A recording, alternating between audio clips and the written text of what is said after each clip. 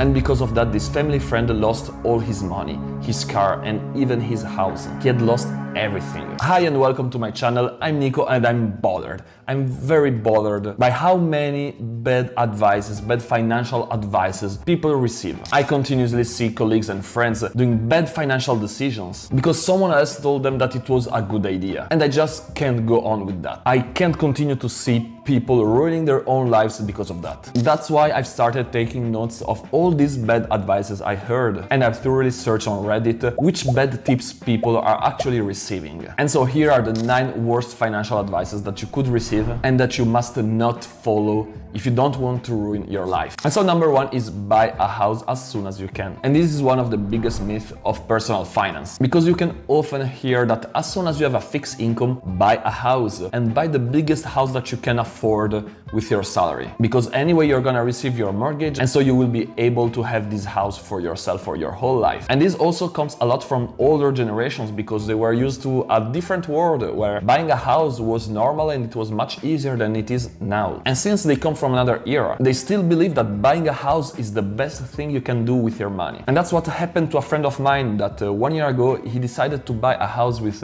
his girlfriend because their parents convinced them to do that. But actually they have a low salary, and because of that now 1 year later they're paying for the house, but that's almost everything they can do. And when I say that is that they don't even have the money now to buy for the furniture of their apartment, and because of that they're still living at their parents despite they bought a house 1 year ago. And clearly, since the totality of their income is going to the mortgage, they're not even putting money aside to have savings or to invest it for the future. And so what they're actually doing is to ruin their own financial life, and this only because they received a bad advice and they followed it, but they weren't ready to have an apartment. And yeah, I don't want to say that buying a house in general it's always a bad choice, but if you're not ready, if you don't have savings, if you don't have investments, if you don't have the money that grants you to be able to pay all the costs associated with the apartment, with the house, like the furniture, you must not buy it, because you're just ruining your finances. Because in the worst case, if you reach the point where you are not able to pay the mortgage, the bank will take back the house that you're paying for, and so you will also lose all the money that you invested in it, as well as all the interest that you paid for it. And so you will end up with nothing, so not a roof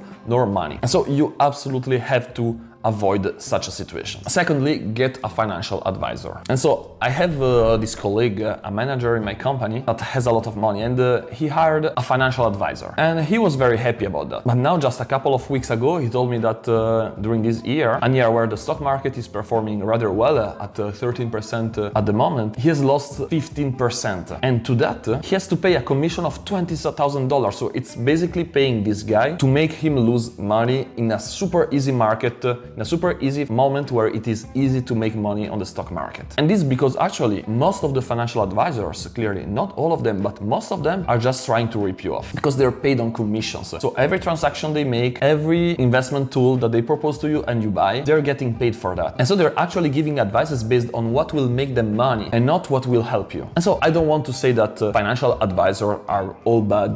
There surely are very good ones that will surely help you with your finances, but you have to be extremely careful with them, because they could ruin your finances and you wouldn't even understand it. And then there is something that is very common, especially in the US, and this is to pay the minimum balance of the credit card. Because most of the people, I don't know why, have the belief that if you pay the minimum balance of your credit card, so the bank is not gonna block it, and so you're doing fine. But what is actually happening is that your debt is getting bigger and bigger, and so the interest that you have to pay gets bigger, as well as the minimum balance that you have to pay every month. And doing that, at some point, you will find yourself in a huge debt that you don't know how to pay for. And what will happen is that even if they block your card, the bank is still gonna come to take back the money you owe them. And this means that suddenly you will lose maybe 50K in a single day because of that.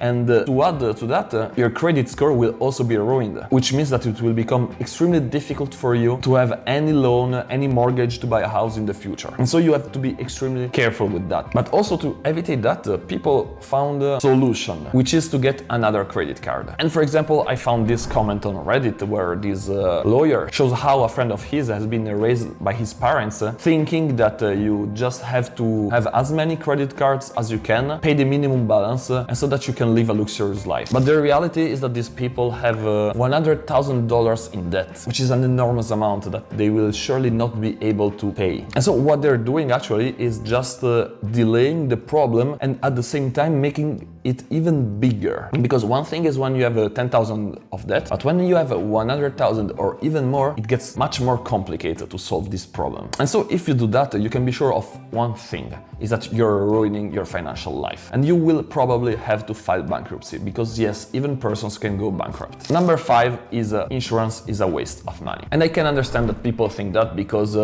insurance, it's not something of which we benefit continuously, hopefully, because we pay a lot every month, but we don't always get back what we've paid for. But that's actually the objective of an insurance, because it is there just to cover you, to help you in case of a sudden problem that wasn't planned for. And as an example, last year I broke my ACL, so I broke a ligament in my knee. And thanks to the insurance I had, I've been able to have a very good surgeon, having the best physiotherapy I could in my town. And all of this costed to the insurance more than $30,000. At the same time, I had another colleague that just a couple of months before me broke also her ACL, but she didn't have an insurance like me. And what happened is that yes, the surgery went fine, but since she was looking to spend the less money possible, she didn't have such a good physiotherapist as I had. And the result is that now I can do sport with no problems, and she's still struggling to run. And this is just an example to say that having insurance, it's important. And it's not a waste of money, because if you don't have it, you're defenseless to anything that can happen in your life. And so yes, you could never actually need the insurance, so you will never benefit from it. But in the case that you have a problem, having an insurance will save your life. Because now I'm talking about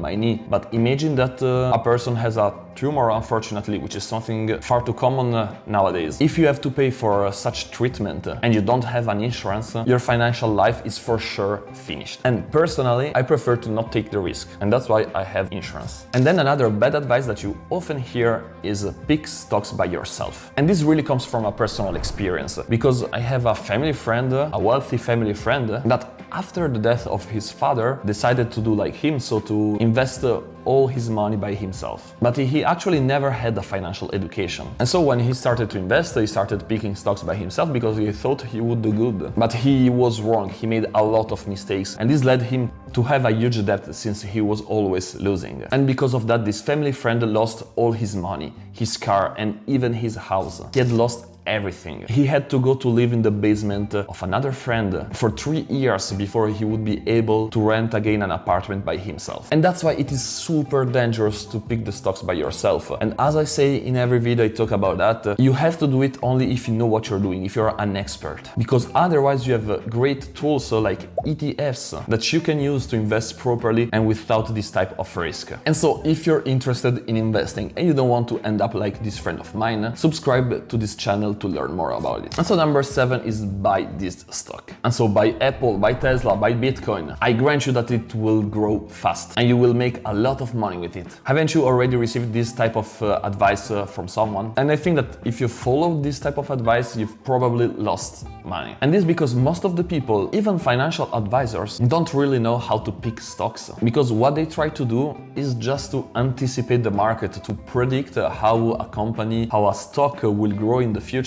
but without having actually a concrete and thorough analysis of the company, of its financials. And they're always looking to make money fast in the short term in the stock market, which is something that you can't do for sure. I mean, no one can do it. Even the best investors in the world can't do that. So for sure, it won't be your friend or whichever financial advisor in the world. And so blindly following this type of advice will just lead you to lose money. And that's why you should always avoid this type of advice. Number 8, use debt. And this goes with the whole concept of buy now and pay later. Because yes, it could be convenient. You need something now, maybe you don't have the money, the amount of money you would need, so you use your credit card to pay for it. But this actually leads to overspending and to debt. Because yes, it's easy to say, yeah, it's just $100, I will pay for it later very easily. But what really happens is that you do that 1 time, 2 times, 3 times, and before you even realize it, you have a huge debt that you don't know how to pay for. And a common example of this is buying a car. Like, I have a colleague which has a low salary that actually bought a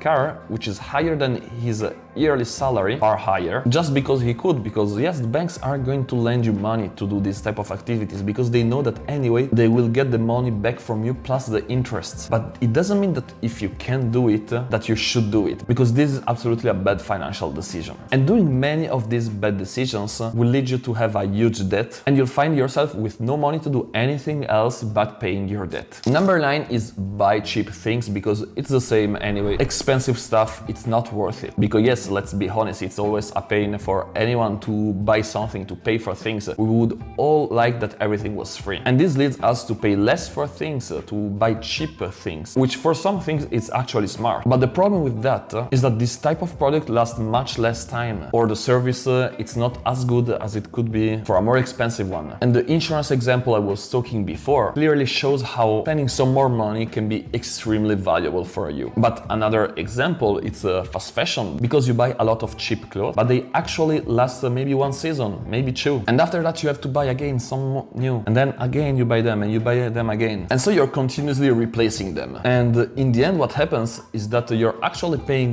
more than what you would have paid for something of good quality. I'm not saying about high quality, super expensive stuff. I'm really talking about something that has good quality, that will last much more time. And so this habit of having cheap things that you continuously have to replace them will actually lead you to have a spending problem that will lead to debt. That, as we have seen in most of the examples in this list, will lead to financial problems. And so all of these advices are actually extremely dangerous for your finances, and they could ruin you. But there's one more thing that is probably impacting you and that you should change as soon as possible. And this is the habits that you have, because your bad habits are hurting your finances more than you think. And so if you want to know more about that, watch this video. Thank you for watching and see you soon.